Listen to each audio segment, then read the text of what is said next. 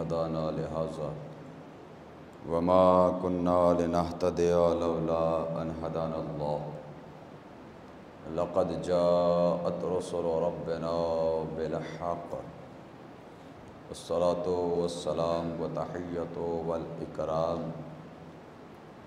على سيد أصل ما في الوجود سر الله في كل موجود نقطة دائرة الوجود صاحب لواء الحمد والمقام المحمود مولانا ومولا ثقلين جد الحسن والحسين أبي القاسم محمد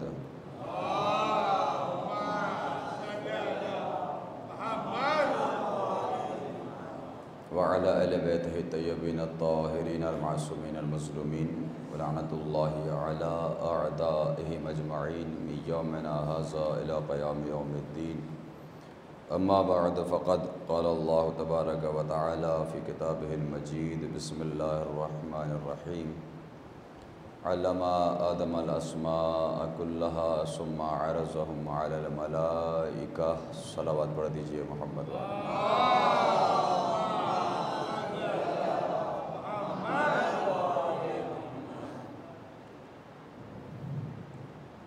حضرات گرامی قدر،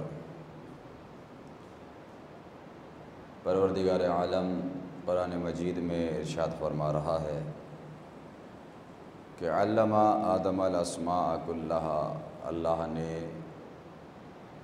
جناب آدم کو کل کے کل ناموں کا علم دیا۔ ترجمہ آپ کے ذہنوں میں محفوظ ہے۔ کائنات کے تخلیق کے بعد، یا یوں کہا جائے کہ کائنات کے خلق ہونے سے بھی پہلے، وہاں کہ جہاں پر جناب آدم کو اللہ نے خلق کیا، وہاں پہ اگر جناب آدم کی ولادت کے بعد سب سے پہلا درس، سب سے پہلا کلاس، سب سے پہلا درس اگر اللہ نے کسی چیز کا دیا تو وہ درس علم تھا۔ لہٰذا اسی جملے سے علم کی اہمیت کا اندازہ کیجئے کہ اللہ نے سب سے پہلے جناب آدم کو علم دیا۔ یہ الگ بحث ہے کہ کون سا علم دیا اور کن ناموں کا علم دیا۔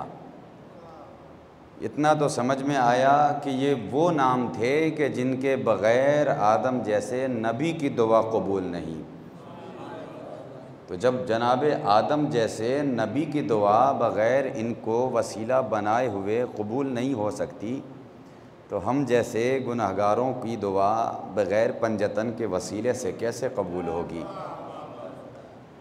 لہٰذا عزیزو، ہم نے عرض کیا تھا کہ ناموں کا ہمارے یہاں بڑا احترام ہے، ناموں کا بڑا فائدہ ہے۔ اسی لیے اللہ نے بنائے 12 امام، اللہ نے بنائے 12 مہینے، جن میں سے ایک مہینے کا نام اپنے نام پر رکھا۔ چھٹے امام حضرت امام جعفر صادق علیہ السلام، اللہم صلی علی محمد و آل محمد، فرماتے ہیں کہ ایک صلوات پڑھ دیجئے محمد و آل محمد۔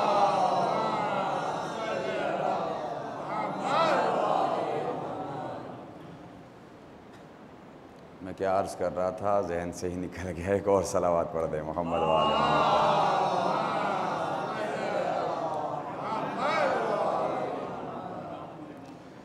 لہٰذا ناموں کا احترام ہمارے یہاں بہت زیادہ ہے۔ ہاں تو امام ششم فرماتے ہیں کہ اللہ کے ناموں میں سے ایک نام ماہ رمضان۔ مولا فرماتے ہیں کہ خبردار کوئی یہ نہ کہے کہ رمضان آیا اور رمضان چلا گیا، اس لیے کہ یہ اللہ کے ناموں میں سے ایک نام ہے۔ لہٰذا جب بھی یہ نام لیا کریں تو ماہ مبارکہ رمضان کہیں یا ماہ رمضان المبارک کہیں، یہ نہیں کہ رمضان آیا اور رمضان چلا گیا۔ تو پتہ چلا کہ اللہ نے بنائے 12 مہینے، ایک کا نام اپنے نام پہ رکھا۔ اللہ نے بنائے 12 امام، پہلے کا نام اپنے نام پہ رکھا۔ جملہ بدل کے کہہ دوں نہیں، صرف پہلے کا نام نہیں بلکہ پہلے کا بھی نام اپنے نام پہ رکھا، چوتھے کا بھی نام اپنے نام پہ رکھا، 8ویں کا بھی نام اپنے نام پہ رکھا اور 10ویں کا بھی نام اپنے نام پہ رکھا۔ یا جملہ بدل کے کہہ دوں کہ اللہ نے بنائے تھے 12 مہینے، لیکن ایک مہینے کا نام اپنے نام پہ رکھا، لیکن اللہ نے بنائے 12 امام، 4 کا نام اپنے نام پہ رکھا۔ اور جملہ خوبصورت کروں، 4 کا نام اپنے نام پہ نہیں رکھا بلکہ اللہ نے امامت کے آسمان پر 4 نام، علی نام رکھ کے 4 چاند لگا دیے۔ صلوات پڑھ دیں محمد والے محمد پر۔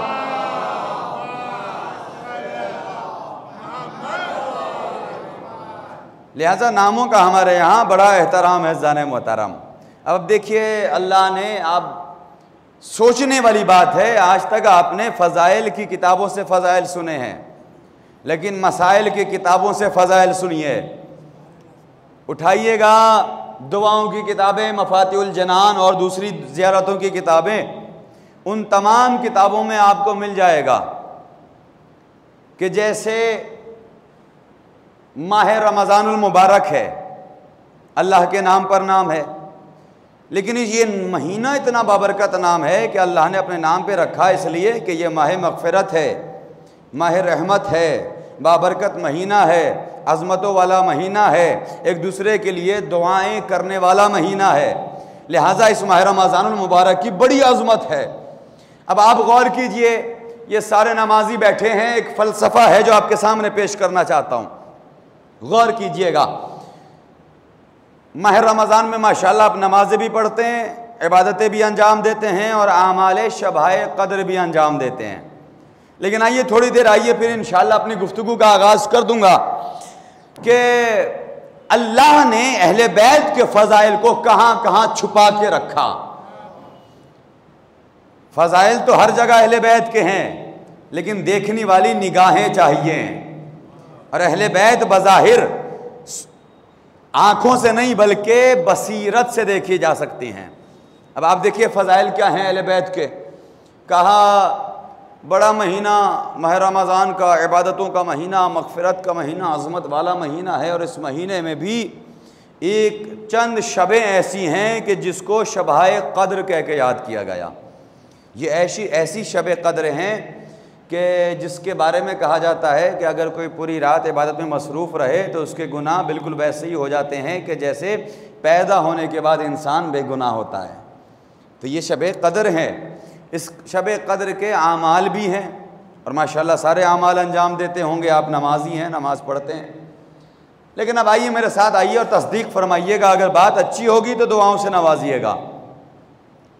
کیا اعمال انجام دیتے ہیں؟ بات ناموں کی ہے۔ اللہ نے اہل بیت کے فضائل کو کہاں کہاں چھپا کے رکھا۔ کیا کہتے ہیں آپ اعمال میں؟ کہ شب قدر میں ہمارے اعمال اس طریقے سے ہوتے ہیں کہ ہاتھوں میں قرآن مجید، اور مولوی صاحب کہتے ہیں کہ اس قرآن کو سامنے کھول کے رکھیے اور دعا پڑھیے۔ کیا دعا پڑھتے ہیں؟ اللہم انی اسألک بکتابک المنزل وما فیہ وفیہ اسمک الاکبر واسماؤک الحسنی۔ میں نے پہلے ہی کہا، غور سے سنیے گا، توجہ سے سنیے گا، بات اچھی لگے تو دعاؤں سے نوازیے گا، اور جوانوں سے مجھے داد چاہیے۔ کیا کہا ہم نے؟ قرآن کو ہاتھوں میں لے کے، کہ قرآن کو سامنے رکھ کے اس کے بعد پڑھیے اللہم انی اسألک، پروردگار تجھے واسطہ ہے اس کتاب کا کہ جسے تو نے نازل کیا۔ اب سنیے گا، جو آپ پڑھتے ہیں وہی سمجھانے چاہ رہا ہوں۔ تجھے اس کتاب کا واسطہ کہ اس کو تو نے نازل کیا، وما فی ہے، اور اس کا واسطہ جو کچھ اس قرآن میں ہے۔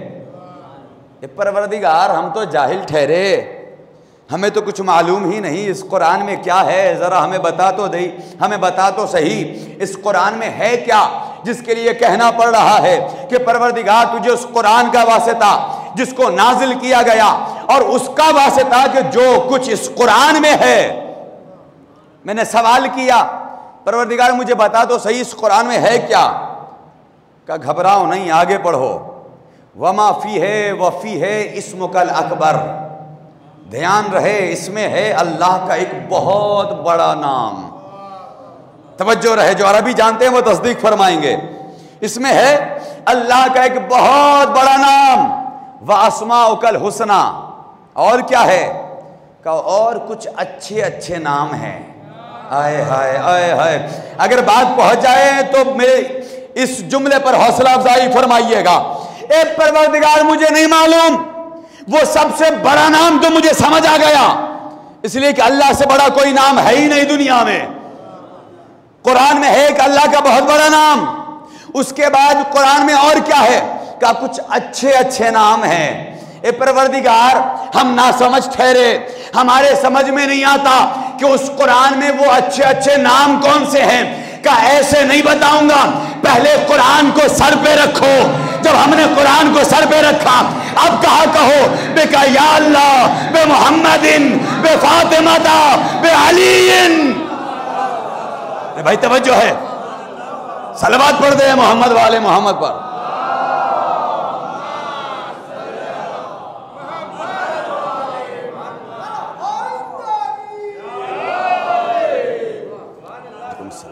تو قرآن میں ہیں اچھے اچھے نام۔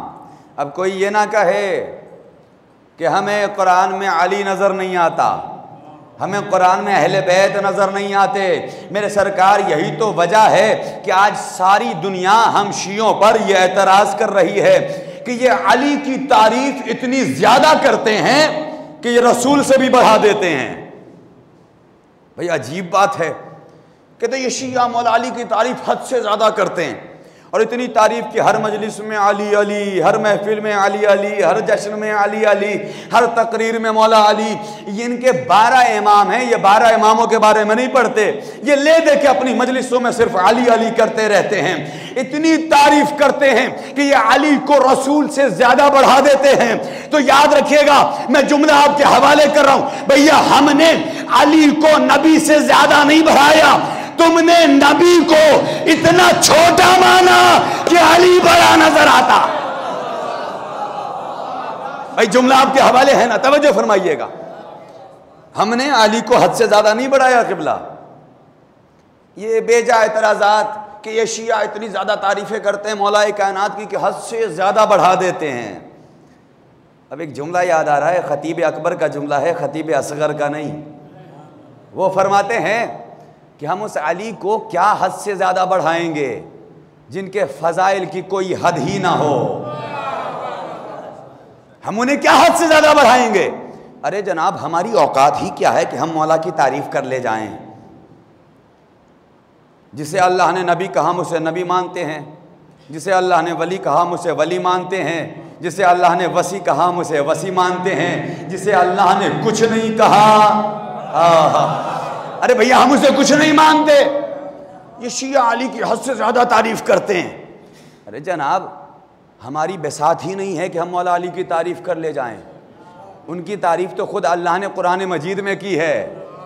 جب اللہ نے مولا کائنات کو بستر رسول پر سوتے ہوئے دیکھا، خوش ہو کر قصیدہ پڑھنا شروع کر دیا، وَمِنَ النَّاسِ مَن يَشْرِي نَفْسَهُ ابْتِغَاءَ مَرْضَاتِ اللَّهِ وَاللَّهُ رَءُوفٌ بِالْعِبَادِ۔ ہماری کیا اوقات ہے، جب اللہ نے علی کو جنگ میں لڑتے ہوئے دیکھا خوش ہو کر کہہ دیا کأنہم بنیان مرصوص۔ بھئی ہماری کیا بساط ہے، جب اللہ کی نظر علی کے مسند امامت پر گئی تو خوش ہو کر کہہ دیا کُلَّا بِشَيْءٍ أَحْسَنَهُ فِي إِمَامٍ مُبِينٍ۔ جب اللہ نے اللہ کی نگاہ علی کی طہارت پر گئی تو خوش ہو کر کہہ دیا انما یرید اللہ لیذھب عنکم الرجس اہل البیت ویطہرکم تطہیرا۔ بھئی جب علی کے گھر سے جو کی 5 روٹیاں گئی تو اللہ نے خوش ہو کر قصیدہ پڑھا یطعمون الطعام علی حبہ مسکینا ویتیما واسیرا۔ بھئی ہماری کیا بساط ہے کہ ہم مولا کی تعریف کر لے جائیں؟ گھر سے جو کی 5 روٹیاں گئیں، یہ وہ لوگ ہیں اللہ قرآن میں کہہ رہا ہے یطعمون الطعام علی حبہ مسکینا ویتیما واسیرا، یہ وہ لوگ ہیں جو اس کی محبت میں یتیموں کو، مسکینوں کو، اسیروں کو کھانا کھلاتے ہیں۔ تو عزیزان محترم، اس ترجمے سے اتنا تو سمجھ میں آ گیا نا کہ شیعہ کھلانے والے کو کہتے ہیں، کھانے والے کو نہیں۔ اس لیے کہ ہمارے اہل بیت کی سیرت رہی ہے، کبھی یتیموں کو، مسکینوں کو، اسیروں کو کھانا کھلاتے رہے۔ نعیم الابرار کی روایت پڑھ رہا ہوں، بات آسان لگے تو دعاؤں سے نوازیے گا قبلہ۔ گھر سے جو کی روٹیاں گئی 5، لیکن جب اللہ نے ان روٹیوں کا وزن کیا تو تاریخ کہتی ہے اور قرآن میں سورہ دہر گواہ ہے کہ ایک روٹی کا وزن 6 آیتوں کے برابر۔ عظمت کا اندازہ کیجئے گا۔ میں ایک جملہ کہہ دوں، بھائی جس کے گھر کی ایک جو کی روٹی 6 آیتوں کے برابر ہوں، اس کے گھر والے کتنے وزنی ہوں گے؟ نا جملہ پہنچا ہی نہیں میرے سرکار۔ اس جملے کو پہنچانے کے لیے ایک تاریخی مثال آپ کے سامنے پیش کر رہا ہوں۔ جملہ کیا ہے؟ جس کے گھر کی ایک جو کی روٹی 6 آیتوں کے برابر ہوں، اس کے گھر کے لوگ، ابھی ثابت کرنے جا رہا ہوں، تاریخی مثال ہے۔ آئیے تاریخ میں ایک واقعہ نظر آیا، جناب یوسف کو جب ان کے بھائیوں نے کنویں میں پھینکا اور ایک قافلہ آیا اور وہاں سے جناب یوسف کو نکالا اور لے کر چلے، مصر کے بازار میں پہنچے۔ کہا یوسف کو کون خریدے گا؟ عزیز مصر سامنے آیا، آپ سلامت رہیں۔ عزیز مصر سامنے آیا، کہتا یوسف کو میں خریدوں گا۔ واقعہ سنا ہوا ہے نا، قرآن پڑھنے والے، مجلس سے سننے والے افراد یہاں بیٹھے ہیں۔ ہوا کیا تھا؟ کہا تاریخ نے بتایا کہ ترازو کے ایک پلے پر جناب یوسف کو بٹھایا گیا، دوسرے پلے پر تمام دولت مصر کو لا کر جمع کر دیا گیا، لیکن پھر بھی جناب یوسف کے پائے اقدس میں جنبش بھی نہ آ سکی۔ جناب یوسف نے عزیز مصر کے چہرے کی طرف دیکھا، جناب یوسف کو ترس آیا۔ یوسف نے کہا عزیز کاغذ قلم دوات لے کر آؤ۔ عزیز نے جیسے ہی سنا کاغذ قلم دوات لے کر آ گئے۔ ارے بھائی یہ جناب یوسف کے زمانے کے لوگ تھے کہ ایک نبی نے قلم مانگا فوراً دیا۔ یوسف نے کہا کاغذ قلم دوات لے کر آؤ۔ اب جیسے ہی عزیز مصر نے کاغذ قلم دوات دیا، تاریخ نے دیکھا، لکھا کہ اور کائنات نے دیکھا کہ جناب یوسف نے لکھا بسم اللہ الرحمن الرحیم۔ خدا کی قسم بات آپ پہنچ جائے تو مجھے داد و دعا سے نوازیے گا۔ اب بسم اللہ کا لکھنا تھا کہ جناب یوسف نے ترازو کے ایک پلے پر بسم اللہ کو رکھا، دوسرے پلے پر خود بیٹھے۔ اب کائنات نے دیکھا اور طبری نے یہ جملہ لکھ کے قلم توڑ دیا کہ بھائی جیسے ہی بسم اللہ لکھ رکھا، بسم اللہ والا پلہ جھک گیا، یوسف والا پلہ اٹھ گیا، بسم اللہ والا پلہ جھک گیا۔ ارے نہیں پہنچے، جملہ کہہ دوں، ارے جب یوسف جیسا نبی قرآن کی ایک آیت کے برابر نہیں، جس کے گھر کی ایک روٹی،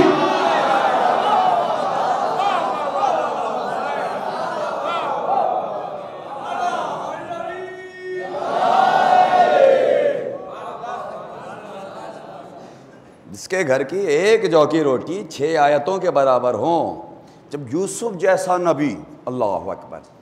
اچھا یہ بھی بڑی عجیب بات ہے زان محترم، دیکھیے ناموں کی بات ہو رہی ہے اور ایسا ہو جاتا ہے کہ کبھی کبھی گفتگو دوسری طرف چلی جاتی ہے باتوں باتوں میں، اور ایسا ہونا کبھی کبھی ضروری بھی رہتا ہے۔ مثال کے طور پر کسی انسان کو اپنے گھر سے نکل کے کسی منزل تک جانا ہے اور جو اس کا مین روڈ ہے وہاں ٹریفک لگا رہتا ہے، تو کبھی کبھی ایسا ہوتا ہے کہ دوسرے راستے سے بدل کے پھر اسی راستے پہ نکل جاتے ہیں، تو یہ بھی ایک طریقہ ہوتا ہے۔ لیکن اب آپ سنیے عزیزان محترم، ناموں کا احترام، یہ سارے جوان یہاں بیٹھے ہیں، میں نے آپ کے گجرات میں ہی آنے والی باتیں جو ابھی انشاءاللہ پیش کروں گا، وہ میں نے پیش کی تھی، اور ایسی گفتگو تھی بخدا کہ جس گفتگو کو سننے کے بعد لوگ اس فرش عزا سے جب اٹھے تھے تو ایک احساس دل میں لے کر گئے تھے، اور انشاءاللہ آج وہ پیغام آپ کے سامنے پیش کرنے کی کوشش کروں گا، اس لیے کہ جناب آدم کو اللہ نے ناموں کا علم دیا۔ کیوں؟ اسی نام کے علم کے صدقے میں جناب آدم ابو البشر بنے، بشر کے باپ۔ تو جو ابو البشر ہو اس کے لیے تو قرآن میں اللہ کہہ رہا ہے کہ انی جاعل فی الارض خلیفہ، ہم زمین پر خلیفہ بنانے جا رہے ہیں۔ تو عزیزان محترم، جب جناب آدم کا احترام ہمارے اوپر واجب ہے جو ہمارے لیے ابو البشر ہیں، تو ہمارے رسول نے تو خود کہا کہ میں اور علی اپنی امت کے باپ ہیں، لہٰذا کم از کم اتنا تو سمجھ میں آ جانا چاہیے رسول کی اس حدیث سے ان لوگوں کو کہ جو اپنے باپ کے نہ ہو سکیں وہ رسول اور آل رسول کے کیا ہوں گے۔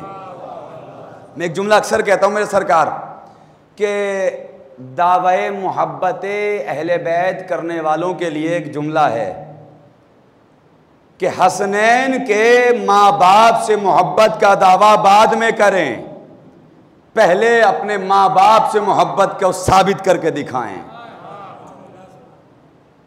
بات حقیقت پر مبنی ہے، اس لیے کہ لوگ اپنے ماں باپ کے نہیں ہوتے تو حسنین کے ماں باپ کے کیا ہو پائیں گے۔ اور آج کے زمانے میں تو خدا نہ کرے کہ ان تمام مشکلات سے والدین کو گزرنا پڑے، ورنہ تو قرآن مجید میں متعدد مقامات پر اللہ خود کہہ رہا ہے، اور معصومین نے بہت سے مقامات پہ ارشاد فرمائیں، بہت سی حدیثیں جو والدین کی اہمیت کے حوالے سے، والدین کی محبت کے حوالے سے، فضیلت کے حوالے سے جو حدیثیں آئی ہیں۔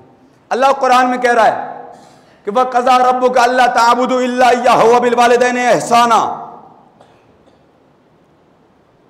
اپنے ماں باپ کے ساتھ، والدین کے ساتھ احسان کیجئے۔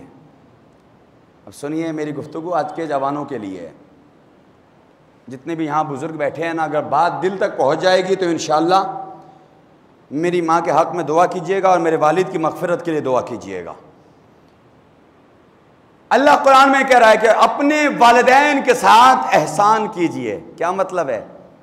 کیا احسان کا مطلب یہ ہے کہ روزانہ 2 روٹیاں کھلا دیں اور اس کے بعد سر اٹھا کے کہنے لگے کہ ہم نے ماں باپ پر احسان کر دیا؟ قرآن میں جو اللہ کہہ رہا ہے کہ اپنے ماں باپ کے ساتھ احسان کیجئے، کیا اس احسان کا مطلب یہ ہے کہ 40,000 کی سیلری میں سے 2,000 روپے ہر مہینے اپنے ماں باپ کی خدمت میں پیش کرنے کے بعد ہم سر اٹھا کے یہ کہنے لگے کہ ہم نے اپنے ماں باپ کا حق ادا کر دیا؟ کیا یہ احسان ہے قرآن کے اعتبار سے؟ پھر اللہ کیا کہنا چاہ رہا ہے کہ اپنے ماں باپ کے ساتھ احسان کیجئے۔ اب جملہ دل پہ لگنے والا ہے، محفوظ کر لیجئے گا اس جملے کو۔ کہ احسان کہتے کسے ہیں؟ علماء کرام نے، مفسرین قرآن سے پوچھا گیا کہ یہ جو قرآن میں آیت آئی کہ وَبِالْوَالِدَيْنِ إِحْسَانًا، اپنے ماں باپ کے ساتھ احسان کیجئے، احسان کیجئے، اس احسان سے مراد کیا ہے؟ کہ احسان اسے کہتے ہیں کہ جس چیز کی بھی ماں باپ کو ضرورت ہو، اس ضرورت کی زبان پر آنے سے پہلے ان کی خدمت میں پیش کر دو۔ بات نہیں پہنچی؟ بھائی مانگنے کے بعد دیا تو کیا دیا؟ جملہ کہنا چاہتا ہوں، اگر مانگنے کے بعد تم نے ماں باپ کو کچھ دیا تو کیا دیا؟ اس لیے کہ دنیا کا دستور ہے مانگنے کے بعد تو دنیا فقیروں کو بھی دے دیتی ہے۔ ہم نے اپنے ماں باپ کو دیا تو کون سا کمال کر دیا؟ ہم نے ماں باپ کو ضرورت ہو گئی، بیٹے تھوڑے سے پیسوں کی ضرورت ہے، اب بیٹا ہے کمانے لگا ہے، 2-3 ہزار روپے دے دیا اور سر اٹھا کے کہنے لگے آج تو ہم نے ماں باپ پر احسان کر دیا، آج تو ہم نے ماں باپ کا حق ادا کر دیا۔ خدا کی قسم یہ علی رضا کا جملہ نہیں ہے، امام ششم حضرت امام جعفر صادق علیہ السلام فرماتے ہیں،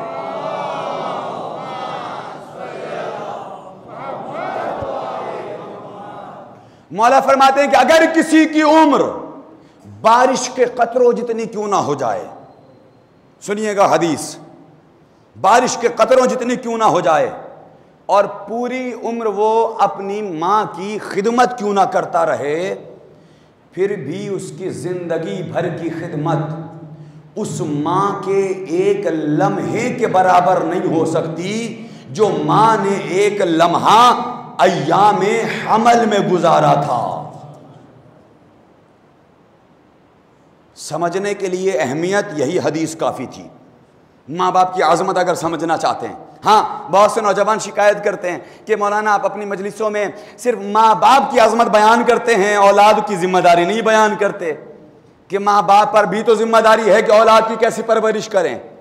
ہاں بالکل ہے، اور یہ تو شریعت نے احکام جاری کر دیے ہیں کہ اگر اولادیں بگڑتی ہیں تو کہیں نہ کہیں ماں باپ کی کمیاں ہوتی ہیں، حقیقت ہے۔ اس لیے کہ ہم اپنے بچوں کو خود سکھاتے ہیں بچپن میں، جب ہمارا بیٹا چھوٹا ہوتا ہے اور گھر سے کوئی باہر سے ملنے والا آیا، دروازہ بند تھا، باپ نے کہا بیٹے ذرا آپ دیکھ کے آؤ کون آیا ہے دروازے پر۔ بیٹا دوڑا ہوا گیا، چھوٹا سا بچہ ہے، اب اسے کچھ بھی نہیں پتا، دروازہ کھولا، جا کے کہتا ہے کہ فلاں انکل آئے ہیں، کہہ دو کہ بابا گھر پہ نہیں ہے۔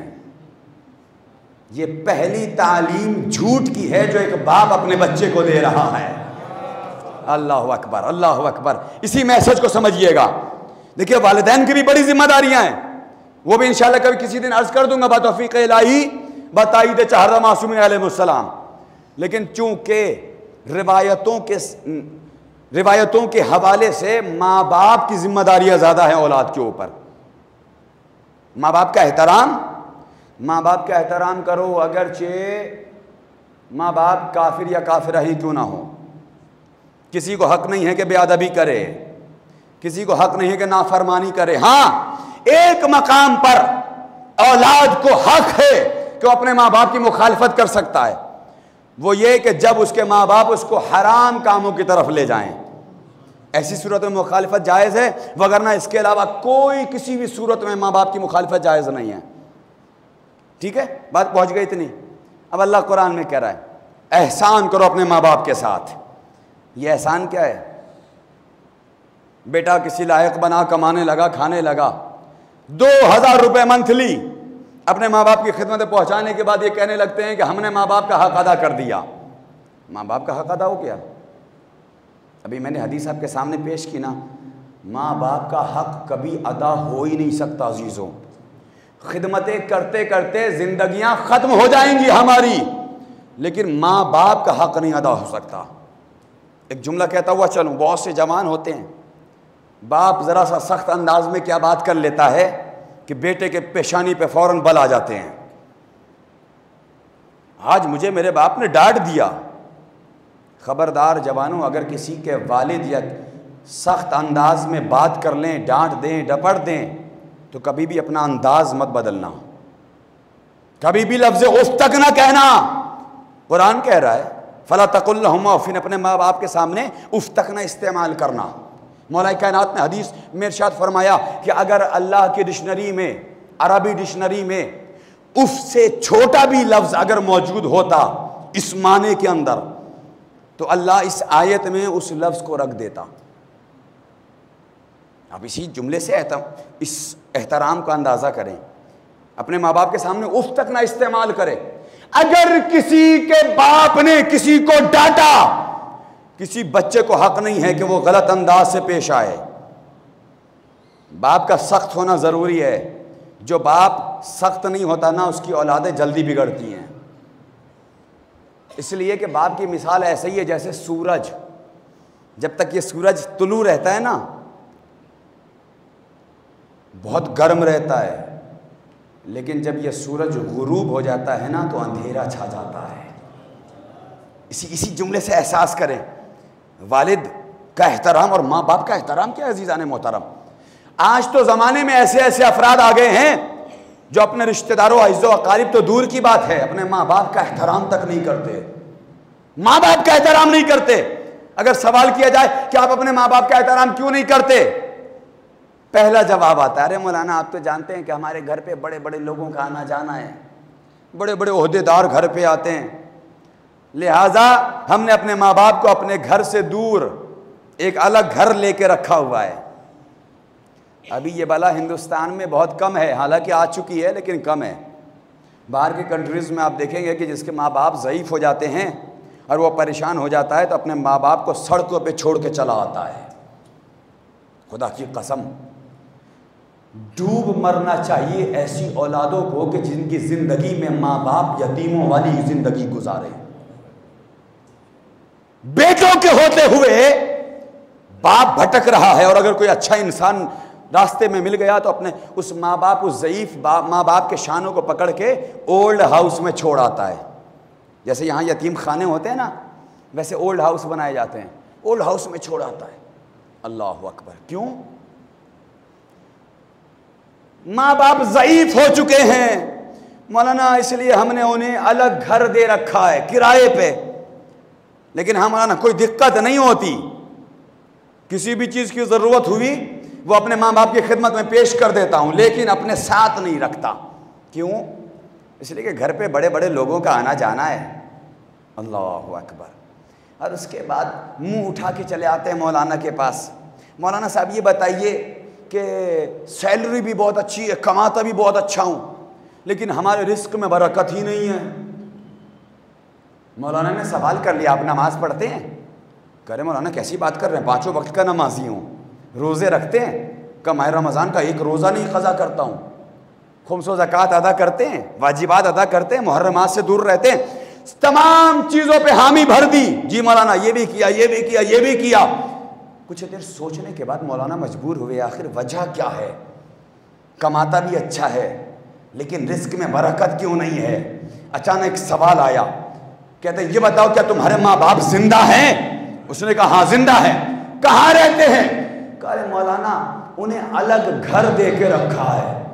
کہا اللہ اکبر! تمہیں شرم نہیں آتی؟ ارے جس ذات کو اللہ نے سبب رحمت بنا کر بھیجا، تم نے اسے ہی اپنے گھر سے دور کر دیا، پھر تمہارے گھر پہ اللہ کی رحمت کو نزول کیسے ہوگا؟ خدا کی قسم، ماں باپ اس ذات کا نام ہے جو سبب رحمت ہیں، سبب برکت ہے۔ جس گھر میں ماں باپ ہوتے ہیں نا، اللہ کی رحمتوں کا نزول ہوتا ہے اس گھر میں۔ خوش قسمت ہیں وہ اولادیں جن کے ماں باپ کا سایہ ان کے سروں پر ہے۔ اپنے ماں باپ کا احترام کر لیجئے، ورنہ یہ ایسی نعمت ہے خدا کی قسم جو اگر اللہ نے ایک بار چھین لی نا تو دوبارہ نہیں دیتا ہے۔ اگر ماں باپ زندہ ہیں ان کا احترام کر لیں۔ میں جانتا ہوں ایک باپ کا درد کیا ہوتا ہے، جب ایک باپ کا سایہ اولاد کے سر سے اڑ جاتا ہے نا، تب انسان کو وہ قدر و قیمت سمجھ میں آتی ہے ایک باپ کی موجودگی۔ خدا کی قسم، باپ کسی لائق نہ ہو لیکن حجرے میں پڑا ہو، زندہ ہو، پھر بھی ڈھارس ہوتی ہے، پھر بھی سکون ہوتا ہے، انسان کے ذہنوں پر ٹینشن نہیں ہوتی۔ لیکن جس گھر سے ضعیف اور بزرگ چلے جاتے ہیں نا، پھر ان جوانوں سے جا کے پوچھئے گا کہ کیا حالات اور کیسی زندگیاں ہوتی ہیں۔ ایک باپ بوڑھا ہو گیا، اسے کھانا کھلانے میں ہم شرم محسوس کرتے ہیں۔ ایک ماں ضعیفہ ہو گئی جو چل نہیں پاتی، اسے سہارا دے کے چلنے میں، ارے اماں ہم جا رہے ہیں، ہمارے پاس وقت نہیں ہے، ہم کسی کو بھیج دیں گے، وہ آپ کو لے آئے گا، وہ آپ کو پہنچا دے گا۔ اللہ اکبر! کتنی بڑی عبادت سے محروم ہو رہے ہو۔ وہ ماں باپ کے جو سبب رحمت ہیں، وہ ماں باپ جو ضعیفی کی وجہ سے مجبور ہو گئے چلنے سے، اور جب تمہاری ضرورت پڑی کہ تم ان کے لیے سہارا بنو تو تم ان سے نظریں چراتے ہو۔ کاش اتنا سوچ لیا ہوتا کہ جب تم چھوٹے سے تھے اور تمہیں چلنا بھی نہیں آتا تھا، یہ تمہاری انگلیاں پکڑ پکڑ کے تمہیں چلنا سکھاتے تھے۔ آج جب تم چلنے لگے، جب تمہیں کھانا بھی نہیں آتا تھا تب انہوں نے تمہیں کھانا سکھایا۔ آج جب تم کھانے لگے تو غرور میں چور ہو گئے۔ اپنے ماں باپ کو 2 روٹیاں اپنے ہاتھوں سے، خدا کی قسم اگر انسان اپنا بچپنا ہی یاد کر لینا تو ماں باپ کا احترام کر لے گا۔ ماں باپ کے احسانات یاد آ جائیں گے۔ کبھی ایسا ہوا کہ بیٹا گھر سے جاب کے لیے جا رہا ہو اور یہ پوچھ کے جائے کہ اماں بابا آج آپ کے لیے مارکیٹ سے، دکان سے اور ریسٹورنٹ سے کیا لے کر آؤں کھانے کے لیے؟ کبھی ہم نے پوچھا ہے؟ میں جانتا ہوں میرے ساتھ ہوا ہے، آپ کے ساتھ بھی ہوا ہوگا، یہ فطری باتیں ہیں۔ لیکن ہمارے باپ وہ ہیں کہ جب بھی نوکری کرنے گھر سے جاتے تھے تو اپنے چھوٹے بچے کو بلا کے پوچھتے تھے کہ بیٹا آج تمہارے لیے کیا لے کر آؤں؟ ہوتا تھا نہیں ہوتا تھا ایسا؟ ہوا ہے نہیں آپ کے ساتھ ایسا؟ اگر ہوا ہے تو پھر اس مجلس سے تہیہ کر کے اٹھنا کہ جب کبھی بھی اپنے گھر سے باہر جاؤ تو اپنے باپ سے سوال کرو کہ بابا آج آپ کی خواہش کیا ہے، آج آپ کیا پسند کریں گے کہ آپ کے لیے باہر سے لے کر آؤں؟ جب ہم چھوٹے سے تھے تو ہماری ماں وہ تھی کہ جو پہلے ہمیں کھانا کھلاتی تھی، بعد میں خود کھاتی تھی۔ آج ہم تھکے ہارے جب آفس سے آتے ہیں، کھانا لگا ہوا مل جاتا ہے اور کھا کے اٹھ کے فوراً اپنے بیڈ روم میں، یہ بھی نہیں پوچھتے کہ ہماری ماں، جو بوڑھی ماں ایک حجرے میں بیٹھی ہوئی، اس نے کھانا کھایا نہیں کھایا؟ کیا اتنی ذمہ داری اولادوں کے اوپر نہیں ہے؟ ایک باپ، سن لیجئے خدا کی قسم، بہت اہم پہلو کہہ رہا ہوں، اور اپنے دل کی آواز ہے، میرے دل کی آواز جو آپ کے سامنے پیش کر رہا ہوں۔ میں اس ثواب سے محروم ہو گیا اس لیے کہ میرے والد کا انتقال ہو گیا ہے، لیکن میں جانتا ہوں اس کمی کو، کہ جس کمی کو آج تک کسی نے کوئی پر نہ کر سکا۔ جن کے سروں پہ ماں باپ کا سایہ برقرار ہے نا، وہ خوش قسمت ہیں۔ اور اس جملے کو اپنے دل تک اتار لینا، خدا کی قسم آج کی علی رضا اشتر کی اس مجلس کا سب سے بڑا پیغام ہے جو اپنے ان تمام مولائی مجموعوں کی خدمت میں پیش کرنا چاہتا ہوں۔ ایک بوڑھا باپ، کیا خواہش ہوتی ہے باپ کی؟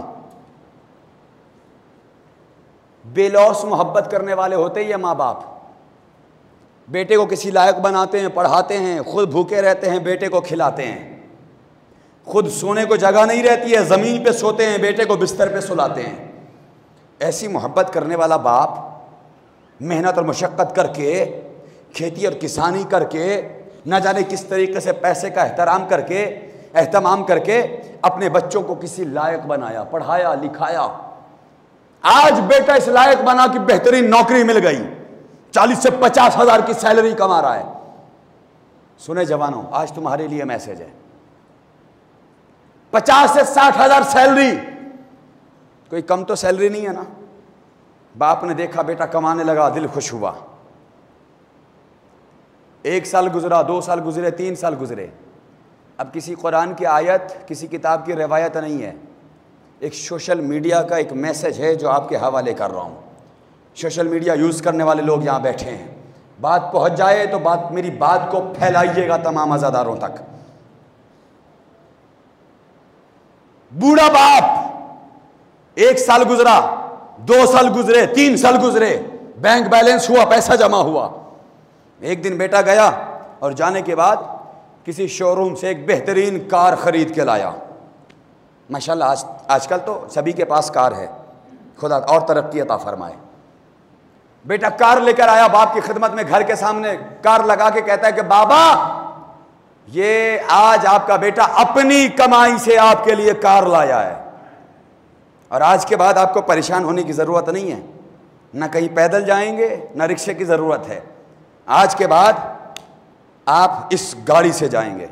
اچھا بوڑھا باپ ہے، باپ کا دل ہے، بیٹے کی ترقی کو دیکھا، بڑا خوش ہوا، بڑی دعائیں دی، ڈھیر ساری دعائیں، بیٹا خوش رہو، آباد رہو، شاد رہو، اللہ تمہیں سلامت رکھے۔ عزیزوں، ہر باپ خوش ہوتا ہے نا بیٹے کی ترقی دیکھ کر، یہ باپ بھی بڑا خوش ہوا۔ اچانک میں ایک سوال کرتا ہے، اچھا ضعیفی کا تقاضا ہے، ضعیفی کا تقاضا یہ ہوتا ہے کہ انسان جب ضعیفی میں پہنچ جاتا ہے نا تو کچھ باتیں بھولنے لگتا ہے، ذہن پوری طریقے سے کام نہیں کرتا ہے۔ اب سنیے گا، بہت بڑا میسج ہے میری مجلس کا، ذہن کام نہیں کرتا، باتیں بھولنے لگتا ہے۔ بیٹے کو بلایا، کہا بیٹے وہ جو تم کار لے کر آئے ہو اس کا نام کیا ہے؟ بیٹے نے بڑا خوش ہو کر، بیٹا کہتا ہے کہ بابا اس کار کا نام مثال کے طور پر اسکارپیو ہے۔ کہا اچھا اچھا بیٹا ٹھیک ہے ٹھیک ہے. دعائیں دیتا ہوا باپ اپنے حجرے میں چلا گیا. ایک بات کہہ دوں, احساس کیجئے گا, بس مجلس احساس کیجئے گا, جملہ پہنچ جائے گا انشاءاللہ. ایک بوڑھا باپ, بوڑھے باپ کے درد کو کوئی محسوس کر سکتا ہے؟ جب کوئی بوڑھا ہو جاتا ہے نا تو بس اس کی قسمت میں اس کا حجرہ ہوتا ہے اور بستر ہوتا ہے, نہ کوئی بات کرنے والا ہوتا ہے. وہ بوڑھا انسان یہ تمنا کرتا ہے کہ کوئی ہمارے پاس آئے, بیٹھے تو ہم اس سے باتیں کریں. اور آج کل کے کچھ جوان, آج کل کی اولادیں یہ کہتی ہیں ارے ان کے پاس نہ جانا, وہ بٹھا لیں گے تو تمہارا گھنٹوں گزر جائے گا. لیکن ہم نے یہ نہیں سوچا کہ وہ باپ دنوں رات تنہائی میں گزارتا ہے. کبھی سوچئے گا, کبھی اکیلے روم میں بیٹھیے گا اور 24 گھنٹے گزار کے بتائیے گا مجھے, کبھی اکیلے سفر کر کے بتائیے گا کیسا لگتا ہے. لیکن وہ بوڑھا باپ کہ جس کو ہم نے ایک حجرہ دے رکھا ہے, بس حجرے میں دن بھر کھانے کے لیے باہر نکلتا ہے, ضروری حاجات کے لیے باہر نکلتا ہے, واپس پھر وہی کمرہ. بوڑھا باپ تھا, ایک دن گزرا, 2 دن گزرے, اب بہت بڑا میسج آنے والا ہے. 2 دن گزرے, 3 دن گزر گئے. بوڑھا باپ دھیرے دھیرے قدموں سے آہستہ آہستہ باہر آیا اور آ کے کہتا ہے میرے لال, وہ جو تم نے گاڑی کا نام بتایا تھا اس گاڑی کا نام بتا دو, تمہارا باپ بوڑھا ہو گیا ہے. میرے انداز کو دیکھیے گا, بس یہی میسج ہے. کہ وہ جو تم نے گاڑی کا نام بتایا تھا وہ گاڑی کا نام بتا دو. بیٹا کیا کریں, تمہارا باپ ضعیف ہو گیا ہے, باتیں بھولنے لگتا ہے. اب بیٹے نے کہا بابا اس گاڑی کا نام اسکارپیو تھا. اچھا اچھا بیٹا ٹھیک ہے. یہ کہتا ہوا باپ پھر واپس حجرے میں چلا گیا. پھر 2 دن گزرے, پھر 4 دن گزرے. اب ضعیفی کا تقاضا ہے, کیا کریں گے. آج کل کے جوانوں کو تو غصہ آنے لگتا ہے. 2 دن 4 دن گزرے, پھر باپ باہر نکلا اور نکلنے کے بعد اب انداز کیا ہے, بالکل ڈرا ہوا باپ. جانتا ہے نا کہیں ایسا نہ ہو کہ زیادہ سوال کروں گا اور بیٹا غصہ نہ ہو جائے, کہیں ایسا نہ ہو کہ بیٹا ناراض ہو جائے. پھر سے باہر نکلا, دبی ہوئی آواز میں کہتا ہے میرے لال وہ جو گاڑی کا تم نے نام بتایا تھا اس کا نام پھر سے بتا دو. تمہارا باپ بھول گیا, ذہن کام نہیں کر رہا ہے. اب باپ بیٹے کا تھوڑا سا انداز بدلا. ارے بابا آپ کو کتنی بار بتاؤں, کل ہی تو بتایا ہے, اس گاڑی کا نام اسکارپیو ہے. دعائیں دیتا ہوا باپ پھر واپس گیا. پھر تیسری مرتبہ آنا تھا کہ قیامت ہو گئی. اب تیسری مرتبہ دبی ہوئی انداز میں وہ باپ آیا اور آ کے سوال کرتا ہے, خدا کے لیے اگر جملہ پہنچ جائے صورت والوں تو اپنی سیرت میں اتار لیجئے گا اس جملے کو, خدا کے لیے. میں یہ نہیں کہتا کہ اس میں نافرمان اولادیں بیٹھی ہیں, لیکن اہل بیت کا جو پیغام ہے وہ آپ کے حوالے کرنا چاہتا ہوں, جو میرے دل کی آواز ہے آپ کو پہنچانا چاہتا ہوں, اور ہر باپ کا درد ہے جو آپ کو سمجھانا چاہتا ہوں. یہ چھوٹے بچے بیٹھے ہیں نا, ان کے لیے پیغام ہے. خدا کی قسم جیسے ہی تیسری مرتبہ باپ نکلا سوال کرتا ہے بیٹے ایک بار اور نام بتا دے. اب بیٹے کا انداز بدلا, پیشانی پہ بل آئے اور کہتا ہے بابا آپ کو کتنی بار بتاؤں, 1 بار بتا چکا, 2 بار بتا چکا, 3 بار بتا چکا, بار بار ایک ہی نام پوچھے جا رہے ہیں. یہی انداز ہوتا ہے نہیں ہوتا ہے. فوراً انداز بدل گیا. جیسے باپ نے بیٹے کا یہ انداز دیکھا, پیشانی پہ بل دیکھے, پریشان ہو کر بظاہر مسکراتا ہوا باپ, دل سے روتا ہوا باپ اپنے حجرے میں گیا اور جانے کے بعد رکھی ہوئی ایک الماری کھولی. الماری سے ایک بوسیدہ رجسٹر نکال کے لایا اور بیٹے کے سامنے کھول کے رکھ دیا کہ بیٹے بتا اس پہ لکھا کیا ہے. جوانوں بات پہنچ جائے تو دعاؤں سے نوازیے گا. بیٹے پڑھ کے بتا اس پہ لکھا کیا ہے. اب اس بیٹے نے پڑھنا شروع کیا. بابا اس پہ لکھا ہے چڑیا. کہا آگے پڑھو. کہا چڑیا. آگے پڑھو. کہا چڑیا. آگے پڑھو. کہا چڑیا. کہا کتنی بار لکھا ہے. کہا کم از کم 30 مرتبہ لکھا ہے. کہا کچھ یاد ہے یہ لکھا کب تھا. کہا نہیں بابا یاد نہیں ہے. کہا سن جب تو چھوٹا سا تھا اور میری آغوش میں بیٹھا رہتا تھا، اور ہمارے دروازے پر روزانہ ایک پرندہ آ کے بیٹھتا تھا۔ تو مجھ سے روز پوچھتا تھا بابا یہ کیا ہے، بابا یہ کیا ہے، بابا یہ کیا ہے۔ میں روز کہتا تھا بیٹا یہ پرندہ ہے، بیٹا یہ چڑیا ہے، بیٹا یہ چڑیا ہے۔ میرے لال جب 30ویں بار میں تیری زبان پہ پہلی مرتبہ لفظ چڑیا آیا تھا، تب تیرے باپ کو بے حد خوشی ہوئی تھی۔ آج 3 بار تیرے باپ نے سوال کیا، تیرا انداز بدل گیا، تو نے اپنے انداز کو بدل دیا۔ یاد کرو اپنا وہ بچپنا اور اپنی کمسنی کہ تمہارے باپ نے تمہیں کیسے پالا تھا۔ اللہ اکبر۔ عزاداروں، ماں باپ کی محبت کا ہم اندازہ کر ہی نہیں سکتے۔ ہماری زندگیاں ختم ہو جائیں گی، ماں باپ کا احترام مکمل نہیں ہو پائے گا۔ خدا کے لیے جن کے ماں باپ زندہ ہیں اپنے ماں باپ کا احترام کریں، اسے حق ہی نہیں ہے علی و فاطمہ کی محبت کا اقرار کرنے کا کہ جو اپنے ماں باپ کا احترام نہیں کر سکتا۔ کیوں نہیں کر سکتے اپنے ماں باپ کا احترام؟ 2 روٹیاں کھلانے والی اولادوں، 4 سے 5 ہزار روپے سیلری دینے والے لوگوں، اپنے مقصد کو بدلیے گا۔ جو لوگ یہ سمجھتے ہیں کہ ہم نے اپنے ماں باپ کی خدمت کی، کھانا کھلایا، کپڑے دیے، رہنے کے لیے گھر دیا، جو ماں نے کہا وہ عطا کیا، جو باپ نے مانگا وہ دیا، اور اس کے بعد یہ کہنے لگتے ہیں کہ ہم نے ماں باپ کا حق ادا کر دیا۔ نا نا نا، ایسا ہو ہی نہیں سکتا۔ کبھی ماں باپ کا حق ادا ہم کر ہی نہیں سکتے۔ یہی تصور، یہی سوچ رکھنے والا، یہی تھنکنگ رکھنے والا ایک بندہ رسول خدا کی خدمت میں آتا ہے اور آ کے کہتا ہے یا رسول اللہ میری ضعیفہ ماں ہے، پوری زندگی میں نے ماں کی خدمت کر دی، لیکن اب یہ بتائیں کیا میں نے ماں کا حق ادا کر دیا؟ رسول نے فرمایا ایسے نہیں بتاؤں گا، کل اپنے ساتھ اپنی ماں کو لے کر آنا۔ بس آخری بات ہے، میں نے گفتگو مختصر کر دی۔ کل اپنے ساتھ اپنی ماں کو لے کر آنا۔ دوسرا دن آیا، وہ اپنے ساتھ اپنی ماں کو لے کر آتا ہے، سلام کرتا ہے۔ رسول نے جواب سلام دیا، کہا یا رسول اللہ یہ میری ضعیفہ ماں ہے، جو ماں نے کہا وہ لا کے دیا، جس چیز کی ماں کو ضرورت ہوئی وہ عطا کی، کیا میں نے ماں کا حق ادا کر دیا؟ رسول نے کہا اچھا ٹھیک ہے، ذرا یہ بتا کہ تو نے جو اپنے ماں کی خدمت کی ہے، خدا کے لیے اس مقصد کو سمجھیے گا، ماں باپ کی خدمت کرنے کا مقصد کیا ہونا چاہیے۔ خبردار کہ کوئی یہ دوستوں میں یا محلوں میں یہ کہتا ہوا نظر آئے کہ ہم نے اپنے ماں کو آج نئے کپڑے پہنائے ہیں، ہم نے اپنے باپ کو آج پیسے عطا کیے ہیں، اور یہ کہتا ہوا نظر آئے کہ ہم نے ماں کا حق ادا اور باپ کا حق ادا کر دیا۔ تو نے جو اپنے ماں کی خدمت کی، تیرا مقصد کیا تھا؟ اس نے کہا یا رسول اللہ میری ماں ضعیفہ ہو چکی ہے، میں نے سوچا کہ زندگی کے 2-4 دن رہ گئے ہیں، ماں کی خدمت کر لو، نہ جانے کب ماں مر جائے، ہم اس ثواب سے محروم ہو جائیں۔ رسول نے کہا اچھا ٹھیک ہے ٹھہر جاؤ۔ اس ماں کی طرف مخاطب ہوئے، اور مخاطب ہونے کے بعد فرماتے ہیں اے مادر گرامی، آپ بتائیں کہ آپ نے اپنی اولاد کی پرورش کیوں کی؟ خدا کے لیے یہ جملہ صرف ماں کا ہو سکتا ہے۔ اب جو ماں نے جواب دیا، کہا یا رسول اللہ میں نے اپنی اولاد کی پرورش اس لیے کی کہ میرا بیٹا کامیاب زندگی گزارے۔